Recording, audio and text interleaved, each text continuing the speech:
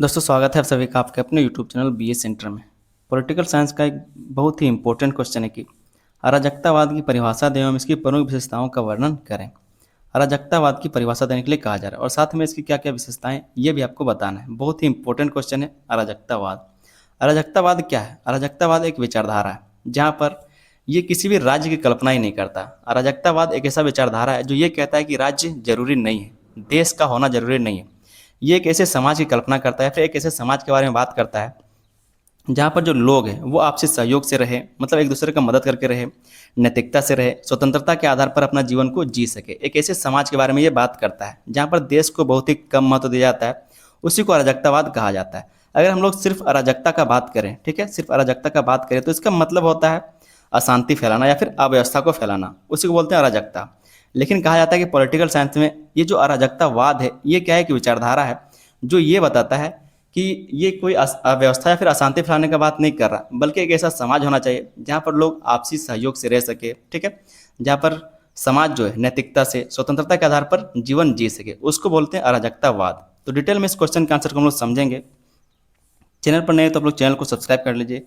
अभी क्या भी आप लोग चैनल को सब्सक्राइब कर सकते हैं, वीडियो को लाइक कर लीजिए और अपने दोस्तों में इसको शेयर जरूर कर दीजिएगा। आप लोग के लिए हम प्लेलिस्ट बना दें, इसका लिंक डिस्क्रिप्शन में जाके चेक कर लीजिए और आप लोग तैयारी शुरू कीजिए। साथ में ये वीडियो आपको कैसा लगा कमेंट करके आप लोग जरूर बताइएगा। समझते हैं हम लोग इस क्वेश्चन के आंसर को कि अराजकतावाद होता क्या है, इसकी परिभाषा क्या है और इसकी प्रमुख विशेषताएं क्या क्या है। कहा जा रहा है कि राजनीतिक विचारधाराओं में अराजकतावाद एक महत्वपूर्ण विचारधारा है। ये क्या है? एक विचारधारा है। अराजकतावाद क्या है? एक विचारधारा है। सामान्य भाषा में अराजकता शब्द का अर्थ अव्यवस्था या फिर अशांति समझा जाता है। जैसे आपने सुना होगा बहुत बार जब हम लोग हिस्ट्री पढ़ते हैं तो वहाँ पर बोलते हैं अराजकतावाद या फिर अराजकता के बारे में हम लोग बात करते हैं, जहाँ उसका मतलब होता है अव्यवस्था फैलाना या फिर अशांति फैलाना। जैसे हम लोग बोलेंगे कि देश में अराजकता फैल गया है तो इसको मतलब क्या होता है कि देश में दंगे हो रहे हैं, अशांति फैला हुआ है, युद्ध चल रहा है, ठीक है, इसको बोलते हैं अराजकता। तो ये बात कहा जा रहा है कि सामान्य भाषा में अराजकता शब्द का अर्थ अव्यवस्था या फिर शांति समझा जाता है, लेकिन राजनीतिक विज्ञान में इसका अर्थ अलग है। पॉलिटिकल साइंस में इसका जो अर्थ है वो अलग है।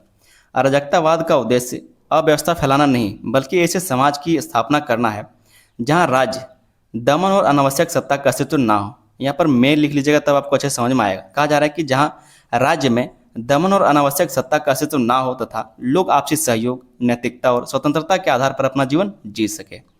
पॉलिटिकल साइंस में इसका मतलब ये होता है, अराजकतावाद का मतलब ये होता है कि जहाँ पर अव्यवस्था फैलाना नहीं, बल्कि एक ऐसा समाज का, कह सकते हैं एक ऐसा समाज की स्थापना करना जहाँ पर लोग क्या है आपसी सहयोग से रहे, नैतिकता और स्वतंत्रता के आधार पर अपना जीवन जी सके। इसी को अराजकतावाद कहा गया है। ठीक है, आगे हम लोग इसकी परिभाषा को देखेंगे कि अराजकतावाद की परिभाषा क्या होती है। हम आपको समझाने का एक कह सकते हैं, एक मोटा मोटी समझाने की कोशिश की कि अराजकतावाद का मतलब क्या होता है। अराजकतावाद एक ऐसा विचारधारा है जो ऐसे समाज का स्थापना करने का बात करता है जो किसी राज्य में ना रहे, बल्कि वो क्या करे आपसी सहयोग से मिलजुल करके रहे। अगर लोग आपसी सहयोग से रहे तो राज्य की क्या जरूरत है? राज्य क्या करता है? राज्य सिर्फ कानून बनाता है और कानून को लोग मान करके रहते हैं, दबाव में रहते हैं। लेकिन अगर राज्य नहीं रहेगा तो कानून भी नहीं रहेगा, क्योंकि कानून को राज्य के अंदर लागू किया जा सकता है, बिना राज्य के या फिर बिना सीमा के कानून को लागू नहीं किया जा सकता। तो जो अराजकतावाद है वो यही कहता है कि राज्य का कोई ज़रूरत नहीं है, समाज में राज्य का कोई ज़रूरत नहीं है। अगर लोग आपसी सहयोग से रहे, स्वतंत्रता से रहे, नैतिकता का पालन करें और आपसी सद्भाव से लोग रहे तो राज्य का कोई ज़रूरत नहीं है। और इसी का कल्पना जो अराजकतावाद है वो करता है। यहाँ पर हम लोग देखेंगे कि अराजकतावाद की परिभाषा क्या है। कहा जा रहा है कि अराजकतावाद वह राजनीतिक विचारधारा है जो राज्य जबरदस्ती की सत्ता और अनावश्यक सरकारी नियंत्रण का विरोध करती है। ये एक ऐसा विचारधारा है जो राज्य का जबरदस्ती की सत्ता और अनावश्यक सरकारी नियंत्रण का विरोध करती है तथा स्वतंत्रता, समानता और स्वैच्छिक सहयोग पर आधारित समाज की स्थापना का समर्थन करती है। ये जो अराजकतावाद है ये कहता है कि राज्य क्या करता है? राज्य जबरदस्ती का सत्ता ले लेता है, मतलब हथियार लेता है। राज्य क्या करता है? जबरदस्ती का सत्ता लोगों पर ऊपर थोपता है। अनावश्यक सरकारी नियंत्रण का क्या करता है? ये विरोध करने का काम करता है। मतलब राज्य क्या है? लोगों को कह सकते हैं कि लोगों को कंट्रोल करने का एक तरीका है। राज्य क्या करता है? लोगों को कंट्रोल करता है, कानून बनाता है कि कानून के अंदर ही लोगों को रहना है। तो इन सब बातों का जो अराजकतावाद है वो इसका विरोध करता है और ये कहता है कि आप स्वतंत्रता से जिए, समानता के साथ जिए और स्वैच्छिक सहयोग पर आधारित समाज की स्थापना का जो समर्थन करता है। मतलब क्या करना है? स्वतंत्रता से आप जी सकते हैं, समानता के साथ आप जी सकते हैं और स्वैच्छिक सहयोग, एक दूसरे का मदद करें और स्वेच्छा से जैसा आप जीवन जीना चाहें उस से आप जी सकते हैं। इस प्रकार से आधारित समाज की स्थापना का समर्थन करता है अराजकतावाद। अगर इसको और आसान भाषा में हम लोग समझना चाहें तो समझ सकते हैं कि अराजकतावाद का मानना है कि यदि लोग आपसी समझ, नैतिकता और सहयोग से जीवन जी सकते हैं तो उन पर शासन करने के लिए राज्य की आवश्यकता नहीं है। कहने का मतलब कि अगर जो लोग हैं वो आपसी समझ से, नैतिकता से, सहयोग से जीवन को जी सकते हैं तो उन पर शासन करने के लिए राज्य की आवश्यकता नहीं। जैसे हमारा देश भारत है, एक उदाहरण दे रहे हैं, जैसे हमारा देश भारत है तो ये क्या एक सीमा है, भारत क्या एक सीमा है। भारत के आजू बाजू देखते होंगे कि बांग्लादेश है, पाकिस्तान है, भूटान है, म्यांमार है, श्रीलंका, ये सब क्या सीमाओं के अंदर है। तो जो हमारा संविधान है वो हमारे देश के अंदर काम करता है, ठीक है। तो हमारे देश के अंदर काम करता है, क्यों? क्योंकि ये एक राज्य है या फिर कहते हैं एक देश है और लोग यहाँ पर आपसी सहयोग से नहीं रह रहे हैं, नैतिकता को नहीं मान रहे हैं, सहयोग नहीं कर रहे हैं। इसी कारण एक देश बनाया गया, एक सीमा बनाया गया और उसके अंदर कानून बनाया गया कि आप किसी का नुकसान नहीं कर सकते, किसी के बारे में गलत नहीं बोल सकते, किसी के साथ चोरी मारपीट ये सब नहीं कर सकते। लेकिन जो अराजकतावाद है ये कहता है कि अगर आप लोग आपसी सहयोग से रहते हैं, अगर भारत में रहने वाले लोग आपसी सहयोग से रहते, नैतिकता का पालन करते, एक दूसरे का सहयोग करते और अच्छे से जीवन जीते, तो उन पर शासन करने के लिए कोई भी देश का या फिर सीमा का जरूरत नहीं था, कोई भी कानून का जरूरत नहीं था, कोई भी संविधान का जरूरत नहीं था। ये कौन कहता है? अराजकतावाद कहता है, ठीक है। अब यहाँ पर हम लोग देखते हैं अराजकतावाद की प्रमुख विशेषताएं कि अराजकतावाद की प्रमुख विशेषताएं क्या है। अराजकतावाद क्या है आपको हम समझा चुके हैं, परिभाषा हम लोग देख चुके हैं। यहाँ पर हम लोग देखें कि अराजकतावाद की प्रमुख विशेषताएं क्या है। पहले जो इसकी विशेषता वो है राज्य का विरोध। जो अराजकतावाद है वो राज्य का विरोध करता है, राज्य को ये देखना नहीं चाहता, क्योंकि राज्य का जरूरत है ही नहीं। अगर लोग आपसी सहयोग से रहे, राज्य को क्यों बनाया गया? ताकि लोगों के जो नैतिकता का लोग पालन नहीं करते उसका कंट्रोल किया जा सके। अगर आप किसी को मार देंगे तो उसका कौन देखेगा? वो कानून देखता है कि आप किसी को मार नहीं सकते, किसी को गाली, किसी के साथ कह सकते कि अभद्र व्यवहार नहीं कर सकते। तो इन सब चीज़ों को कंट्रोल करने के लिए राज्य बनाया गया है और कानून बनाए गए। लेकिन अगर आप सही से रहेंगे तो कानून का जरूरत नहीं पड़ेगा, राज्य का जरूरत नहीं पड़ेगा। तो जो अराजकतावाद है वो इन्हीं सब बातों का बात करता है और ये राज्य का क्या करता है? विरोध करता है। तो इसकी एक पहला विशेषता यह है कि यह राज्य का विरोध करता है। अराजकतावाद की सबसे बड़ी विशेषता यह है कि यह राज्य को आवश्यक संस्था नहीं मानता, राज्य जरूरी नहीं है।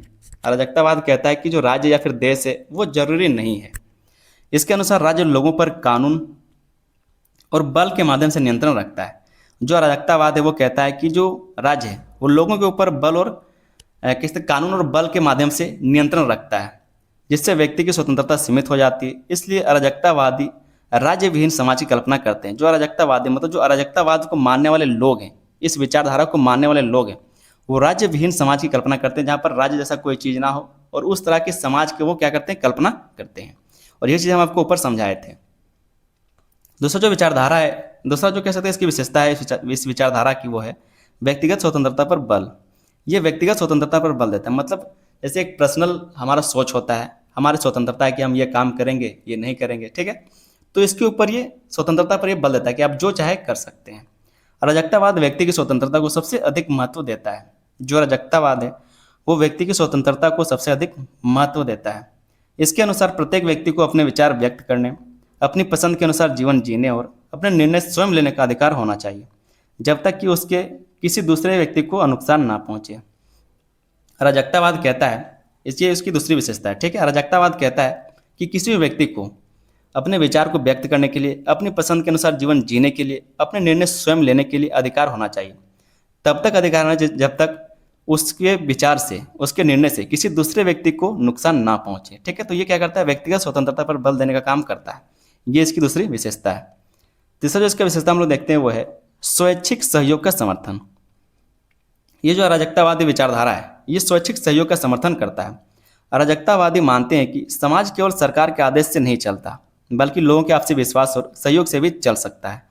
इसलिए वे बलपूर्वक शासन के बजाय स्वेच्छा से सहयोग करने की भावना को महत्व देते हैं। जैसे कहा जा रहा है ये स्वैच्छिक सहयोग का ये समर्थन करता है। मतलब लोगों का क्या है, खुद से इच्छा होना चाहिए कि हम सहयोग करें। जैसे किसी को गरीबी है और मेरे पास पैसा था, हम उसका सहयोग कर दे, सरकार का कोई ज़रूरत नहीं है। अगर कहीं पर मान लीजिए कोई गलती हुआ है, गाली कोई किसी को दे दिया, तो उसका फैसला हम लोग खुद कर लें, सरकार का कोई ज़रूरत नहीं है। तो फैसला करने का कोई बात ही नहीं। फैसला अगर जहाँ पर आया वहाँ पर कानून आ गया, तो कानून जैसा कोई चीज़ इसमें होना ही नहीं है। गलती का कोई इसमें कह सकते हैं कि दोहराई है ही नहीं। तो स्वैच्छिक सहयोग का समर्थन होना चाहिए। स्वेच्छा से लोगों को सहयोग करने का सहयोग होना चाहिए, मतलब इच्छा होना चाहिए। वही बात कहा जा रहा है कि अराजकतावादी मानते हैं कि समाज केवल सरकार के आदेश से नहीं चलता है, बल्कि लोगों के आपसी विश्वास और सहयोग से भी चल सकता है। अगर लोगों में आपसी सहयोग का हो और आपसी विश्वास हो तब भी समाज चल सकता है। इसलिए वे बलपूर्वक शासन के बजाय स्वेच्छा से सहयोग करने की भावना को महत्व देते हैं कि लोग स्वेच्छा से एक दूसरे का मदद करें और जो समाज है वो चलता रहे। यहाँ पर राज्य या फिर कानून का कोई जरूरत नहीं है। चौथा जो इसकी विशेषता है अराजकतावादी विचारधारा का वो है समानता का समर्थन। ये समानता का भी समर्थन करता है। अराजकतावाद समाज में किसी भी प्रकार की ऊंच नीच, शोषण और विशेषाधिकार का विरोध करता है। इसका उद्देश्य ऐसा समाज बनाना है जहां सभी लोगों को समान सम्मान, समान अवसर और समान अधिकार प्राप्त हो। क्योंकि जब तक संसाधनों का वितरण समान नहीं होगा, जब तक सभी लोग बराबर नहीं होंगे, तब तक एक दूसरे का कह सकते हैं कि सहयोग करना या फिर नैतिकता रखना, ये सब नहीं हो सकता। अगर किसी के पास ज़्यादा पैसा, किसी के पास कम है, तो इसके पास कम है वो सोचेगा कि मेरे पास ज़्यादा हो जाए, और इसके कारण लोग क्या करेंगे, गलत काम करेंगे। तो जब तक संसाधनों का सही वितरण नहीं होता, शोषण नहीं रुकता, तब तक कह सकते हैं कि जो अराजकतावादी विचारधारा है वो काम नहीं कर सकता अच्छे से। ठीक है, तो ये क्या करता है, समानता का समर्थन करता है कि सभी में संसाधनों का वितरण बराबर हो। अगला इसकी विशेषता है वो है शोषण और दमन का विरोध। ये शोषण और दमन का भी विरोध करता है। अराजकतावाद केवल राज्य ही नहीं बल्कि ऐसी हर संस्था का विरोध करता है जो लोगों का शोषण या फिर दमन करती है। कहा जा रहा है कि अराजकतावाद सिर्फ राज्य का ही विरोध नहीं करता बल्कि ऐसी हर एक संस्था का विरोध करता है जो लोगों का शोषण या फिर दमन करती है। इसके अनुसार किसी व्यक्ति या फिर समूह को दूसरे पर अन्यायपूर्ण अधिकार नहीं होना चाहिए। मतलब ऐसा नहीं कि जैसे राज्य होता है, जैसे देश है, तो उसने कानून बना रखा है और लोगों को उसी कानून के हिसाब से चलना पड़ता है। तो ये एक तो ये हो गया कि वो उसका दमन कर रहा है, लोगों की स्वतंत्रता को छीन रहा है राज्य। ठीक है, तो राज्य का ये विरोध करता ही है। लेकिन इसके साथ साथ ये उन सभी संस्थाओं का विरोध करता है जिसके कारण किसी व्यक्ति या फिर दूसरे समूह का अन्यायपूर्ण अधिकार उसके ऊपर किया जाता है या फिर उसके ऊपर शोषण किया जाता है। जैसे किसी गरीब का शोषण हो जाए, किसी मजदूर का शोषण हो जाए, किसी किसान का शोषण हो जाए, तो इन सभी संस्थाओं का ये विरोध करता है, सिर्फ राज्य का विरोध नहीं करता। छठा जो यहाँ पर हम लोग इसकी विशेषता को देखेंगे वो है नैतिकता और आत्म अनुशासन में विश्वास। ये नैतिकता और आत्म अनुशासन में विश्वास रखता है। सबसे पहले हम आपको नैतिकता का मतलब समझा दें ताकि आप अच्छे से इस पॉइंट को समझ सके। नैतिकता का मतलब होता है जो हमें भगवान के द्वारा दिया गया, फिर ईश्वर के द्वारा जो हमें प्राप्त है। जैसे हमारा खुद का बुद्धि है कि हमें क्या करना चाहिए, क्या नहीं करना चाहिए। हमें बड़ों का सम्मान करना चाहिए, छोटे से प्यार करना चाहिए, या फिर समाज में किस तरह से रहना चाहिए। ये क्या है, नैतिकता है। ये हमें खुद से बुद्धि ज्ञान होता है। इसी चीज़ को हम लोग नैतिकता बोलते हैं, किस तरह से हमें रहना चाहिए, इसको बोलते हैं नैतिकता। और आत्म अनुशासन का मतलब है कि जहाँ खुद पर संयम रखा जाए। तो इन दोनों चीज़ पर विश्वास रखता है, ये इसकी एक विशेषता है। जो अराजकतावाद है वो नैतिकता और आत्म अनुशासन पर विश्वास रखता है। अराजकतावाद का विश्वास है कि यदि लोगों में नैतिकता, जिम्मेदारी और आत्मानुशासन की भावना हो तो समाज बिना कठोर सरकारी नियंत्रण के भी शांति और व्यवस्था बनाए रख सकता है। सेम फिर से वही बात कहा जा रहा है कि नैतिकता और आत्मानुशासन पर यह विश्वास करता है कि अगर समाज में जितने भी लोग रहते हैं वो नैतिकता से रहे, अपने जिम्मेदारियों को समझे, आत्मानुशासन रखे, ठीक है, किसी के साथ गलत व्यवहार ना करे, तो ये जो भावना है इसके कारण समाज जो है वो बिना किसी कठोर सरकारी नीतियों के, बिना किसी कठोर सरकारी नियंत्रण के शांति और व्यवस्था बनाए रखा जा सकता है। शांति और व्यवस्था बनाए रख सकता है वो। ठीक है, तो ये इसकी एक विशेषता है। अगला जो अराजकतावादी विशेषता है वो है विकेंद्रीकरण का समर्थन। ये विकेंद्रीकरण का समर्थन करता है। मतलब जो शक्ति है वो किसी एक के पास ना होकर के शक्तियों का क्या है, विकेंद्रीकरण होना चाहिए। मतलब उसका फैलाव होना चाहिए, अलग अलग क्षेत्रों में शक्तियों का बंटवारा होना चाहिए। ये इस चीज़ का समर्थन करता है, ये इसकी एक विशेषता है। अराजकतावादी क्या करता है, विकेंद्रीकरण का समर्थन करता है, ये इसकी एक विशेषता है। अराजकतावाद सत्ता के केंद्रीकरण का विरोध करता है। इसके अनुसार निर्णय लेने का अधिकार छोटे छोटे स्थानीय समूहों और समुदायों के पास होना चाहिए ताकि लोग अपने मामलों का निर्णय स्वयं कर सके। जैसे कि आज के टाइम में क्या है, सत्ता का विकेंद्रीकरण है। आज हमारे पास सिर्फ प्रधानमंत्री नहीं बल्कि राज्य सरकार है। राज्य सरकार के नीचे हमारा कलेक्टर है, कलेक्टर के नीचे हमारा मुखिया है, मुखिया के नीचे हमारा वार्ड है, या फिर जो ग्राम सभा होती है, जो ग्राम पंचायत है वो है। तो इस तरह से क्या है, जो सत्ता है उसका विकेंद्रीकरण है। तो जो अराजकतावाद है ये भी विकेंद्रीकरण का समर्थन करता है। ठीक है, ये इसकी एक विशेषता है। अगला जो इसकी विशेषता है वो है शांतिपूर्ण और सहयोगपूर्ण समाज की कल्पना। जो अराजकतावाद है वो शांतिपूर्ण और सहयोगपूर्ण समाज की कल्पना करता है, और इसीलिए तो ये राज्य को नहीं मानता। राज्य को नहीं मानने का मतलब क्या है, जहाँ पर लोग खुद से शासन कर सकते हैं। अराजकतावाद का अंतिम उद्देश्य ऐसा समाज बनाना है जहाँ भय, दमन और जबरदस्ती ना हो, सभी लोग स्वतंत्रता, समानता और पारस्परिक सहयोग के आधार पर जीवन बिताएं। तो ये भी इसकी एक विशेषता है कि शांतिपूर्ण और सहयोगपूर्ण समाज की ये कल्पना करता है। अराजकतावाद का ये अगला विशेषता है। लेकिन अराजकतावाद की कुछ आलोचनाएं भी, कुछ सीमाएं भी, उस चीज़ को यहाँ पर हम लोग देख लेंगे। क्योंकि जब भी ऐसा कोई विचारधारा है जो कल्पनाओं पर जीता है, जैसे कि प्लेटो हो गए, ठीक है, प्लेटो हो गए, प्लेटो का भी जो बहुत सारा विचारधारा है जो कल्पनाओं पर चलता है, आदर्शवादी विचारधारा है। लेकिन जो व्यवहारिक विचारधारा है उस पर लोग जीते हैं, कल्पनाओं पर नहीं जी सकते। तो अराजकतावाद की कुछ सीमाएं भी, क्योंकि इसके द्वारा कहा जा रहा है कि राज्य नहीं होना चाहिए, राज्य का कोई मतलब नहीं, लोग आपसी सहयोग से रह सकते हैं। आपसी सहयोग से लोग रह सकते हैं क्या? नहीं रह सकते हैं। तो इसकी कुछ आलोचनाएं भी की गई है। पहला जिसका आलोचना है वो है, बिना राज्य के कानून व्यवस्था बनाए रखना कठिन हो सकता है। अगर ये कानून का बात कर रहा है कि सभी को समान अधिकार मिलने चाहिए, तो अगर राज्य ही नहीं रहेगा तो फिर कानून कहाँ पर लागू किया जाएगा? जैसे अगर अगर देहात भाषा में बोले तो कोई घर बंधवाता है, भूत भूत प्रेत से किसी को डर लगता है तो वो घर बोलता है कि बंधा लो। अब घर का कोई सीमा रेखा है ही नहीं, तो घर कहाँ से बंधवाएगा? तो इसी तरह से अगर देश ही नहीं रहे तो कानून कहाँ से लागू होगा? कानून व्यवस्था लागू नहीं किया जा सकता।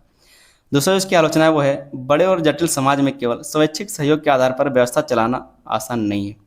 बड़े और जटिल समाज में केवल स्वैच्छिक सहयोग से, मतलब अगर कोई बड़ा समाज है, फिर जैसे हमारा पूरा देश, ये भी तो एक समाज ही है, तो इतने बड़े देश को सिर्फ स्वैच्छिक सहयोग के आधार पर इस व्यवस्था को चलाना आसान बात नहीं है। क्योंकि इतने बड़े देश में कहाँ पर क्या होगा, किस हिसाब से समाज बदलेगा, किस हिसाब से समस्याएं होंगी, उस हिसाब से देश को चलाया नहीं जा सकता। तो देश जरूरी है। ये सब क्या है, इसकी सीमाएं, इसकी आलोचना है। तीसरा जो इसकी आलोचना है वो है, बाहरी आक्रमण और आंतरिक सुरक्षा जैसी समस्याओं का समाधान कठिन हो सकता है। अगर राज्य ना हो तो पता ही नहीं चलेगा कि हमारा कहाँ तक देश है, हमारा कहाँ तक अधिकार है, नहीं है। क्योंकि अगर सीमा है तभी तो पता चलता है कि यहाँ तक हम जा सकते हैं, यहाँ तक अगर कोई अंदर आता है तो उसको मारना है, भगाना है। अगर सीमाएं नहीं है, देश ही नहीं, तो हमें पता ही नहीं चलेगा। तो जो बाहरी लोग हैं वो आक्रमण कर सकते हैं, आंतरिक सुरक्षा जैसी समस्याओं का समाधान कठिन हो सकता है। ये भी इसकी एक आलोचना है। अगला जो इसकी आलोचना है वो है, इसलिए अनेक विद्वानों का मानना है कि राज्य को पूरी तरह समाप्त करना व्यवहारिक नहीं है। राज्य को बिल्कुल हटा देना ही ये व्यवहारिक नहीं, मतलब कह सकते हैं ये हकीकत नहीं हो सकता, ये वास्तविकता नहीं है कि राज्य ना हो। राज्य की कल्पना करना जरूरी है, राज्य की कल्पना आप नहीं करते हैं तो ये वास्तविक नहीं है, व्यवहारिक नहीं है। ये क्या है, सिर्फ एक आदर्शवाद बात है कि देश ना हो तभी समाज चल सकता है, ऐसा नहीं हो सकता। बिना सीमा के समाज नहीं चल सकता है, बिना सिर्फ आपसी सहयोग से समाज नहीं चल सकता है। क्योंकि आपसी सहयोग कब तक चलेगा, और इतने बड़े देश में आपसी सहयोग से कैसे देश चल सकता है? नहीं चल सकता है। तो उम्मीद करते हैं कि जो अराजकतावाद है उसकी परिभाषा और उसकी विशेषताओं को आपने समझ लिया होगा। आगे हम लोग एक छोटा सा निष्कर्ष देख लेते हैं। कहा जा रहा है कि अराजकतावाद एक ऐसी राजनीतिक विचारधारा है जो व्यक्ति की स्वतंत्रता, समानता, नैतिकता और स्वैच्छिक सहयोग पर आधारित समाज की कल्पना करती है। यह राज्य और दमनकारी सत्ता का विरोध करती है। ये क्या करता है, राज्य और दमनकारी सत्ता का, दोनों का विरोध करती है। यद्यपि इसके आदर्श अत्यंत आकर्षक हैं, फिर भी आधुनिक समय में राज्य को पूरी तरह समाप्त करना व्यवहारिक नहीं माना जाता। कहा जा रहा है कि इसका जो कल्पना है वो बहुत ही आकर्षक है। मतलब सोच के देखा जाए तो जो कानून है वो हमारे ऊपर नियंत्रण करता है, वो भी जबरदस्ती है कि हम ये काम नहीं कर सकते हैं, यहाँ नहीं जा सकते, वहाँ नहीं जा सकते। अगर आपको अमेरिका जाना है तो आप नहीं जा सकते क्योंकि कानून है। तो ये सब क्या है, बहुत दबाव डालता है, बहुत कह सकते हैं नियंत्रण करता है। लेकिन इसके बावजूद भी अगर देश ना हो तो अमेरिका वाला हमको तो मार भी तो सकता है। तो ये भी जरूरी है, देश की कल्पना जरूरी है, देश होना जरूरी है। इसके बावजूद स्वतंत्रता, समानता और शोषण मुक्त समाज का इसका संदेश आज भी महत्वपूर्ण है। इसके अलावा जो अराजकतावाद का, स्वतंत्रता का, समानता का और शोषण मुक्त समाज का जो संदेश दिया गया है अराजकतावाद के बारे में, अराजकतावाद के द्वारा, वो आज भी महत्वपूर्ण माना जाता है। तो इस तरह से एक छोटा सा आप लोग निष्कर्ष लिख लीजिएगा। दोस्तों चैनल पर नहीं तो आप लोग चैनल को भी सब्सक्राइब जरूर कर लीजिए। वीडियो को अभी कभी लाइक कर दो, अपने दोस्तों में इसको शेयर भी जरूर कर दीजिएगा। आप लोग सबसे पहले चैनल को सब्सक्राइब करें, वीडियो को लाइक करें, अपने दोस्तों में शेयर करें। इंपॉर्टेंट बात यह कि आप लोग के लिए हम प्ले लिस्ट बना दें, इसका लिंक डिस्क्रिप्शन में है, चाहे वो पॉलिटिकल साइंस मेजर 9 या फिर पॉलिटिकल साइंस मेजर 10। ठीक है, लिस्ट का लिंक जो आपको डिस्क्रिप्शन में मिल जाएगा। व्हाट्सअप ग्रुप का भी लिंक आपको डिस्क्रिप्शन में मिल जाएगा, जाके ज्वाइन हो जाइए। और अगर आप लोग चैनल का मेंबरशिप लेना चाहते हो तो जाकर के ले सकते हैं। ठीक है, तो चैनल का मेंबरशिप भी आप जाकर के ले सकते हैं, मात्र 2 रुपये रोज के हिसाब से। 2 रुपये से भी आपका कम लगेगा, तो जाकर आप चैनल का मेंबरशिप ले सकते हैं। मिलेंगे हम लोग किसी अगले वीडियो में, तब तक के लिए धन्यवाद। जय हिंद।